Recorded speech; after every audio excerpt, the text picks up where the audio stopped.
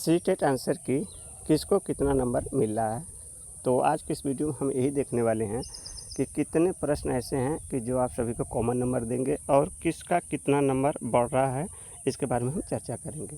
तो आज के इस वीडियो में हम सबसे पहले आपको दिखाने वाले हैं विवादित प्रश्न, उसके बाद आंसर की के बारे में चर्चा करेंगे। ठीक है, आगे बढ़ने से पहले आप सभी से एक छोटी सी रिक्वेस्ट है, चैनल पहली बार है तो चैनल सब्सक्राइब आप लोग अवश्य कर लीजिएगा। छोटी सी वीडियो होती है लेकिन आप सभी के लिए काफ़ी इंपॉर्टेंट होती है।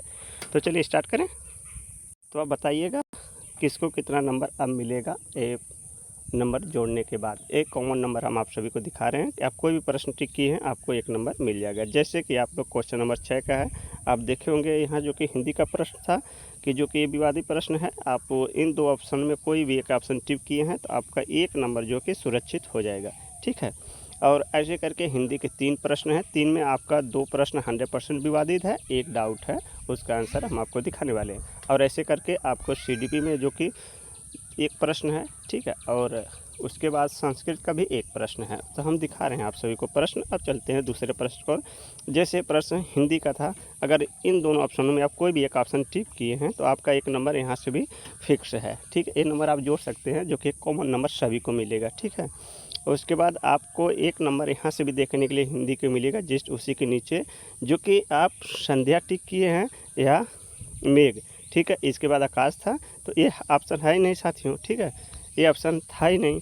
तो एक प्रश्न जो है आप सभी का जो है कि ये भी कॉमन नंबर है, तो आपको सभी को कॉमन नंबर मिलेगा जो कि प्रयुक्त हुआ है। पूछा था या नहीं पूछता था तो हो जाता, लेकिन प्रयुक्त हुआ है तो पूछा है तो समझिए कि आपका ये 3 ऑप्शन सही हैं, तो एक गलत है, लेकिन आप इस प्रश्न के हिसाब से आपका एक नंबर यहाँ भी सुरक्षित होता है। ठीक है, अब चलते हैं अगले प्रश्न को। अगला प्रश्न है, ये तो सही है, ये दोहरा बोझ जो है कि सही है, यहाँ कोई कॉमन नहीं है, जो सही किए हैं वही, जो कि यहाँ टिक किया हुआ गलत है, लेकिन ये आपका सही है।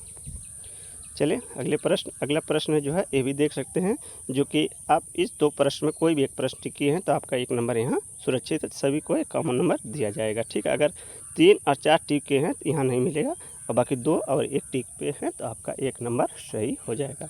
अगला प्रश्न है, अब ये देखिए यहाँ भी आपका जो कि 2 प्रश्न में आपका आंसर पीड़ित है। अब जैसे कि खोजबीन पे, ठीक है, और सर्वेक्षण पे, तो यहाँ भी आपका एक नंबर सुरक्षित है। ठीक है, अगला प्रश्न आप सभी का है जो कि काफ़ी इंपॉर्टेंट ये भी है सीडीपी का, जो कि सीडीपी का ये प्रश्न आपको देगा, चाहे आप ऑप्शन ए ऑप्शन डी कोई भी ठोके लगाए हैं साथियों, तो आपका समझिए एक नंबर यहाँ भी फिक्स है। ठीक है, तो ऐसे करके आपका काफ़ी नंबर है।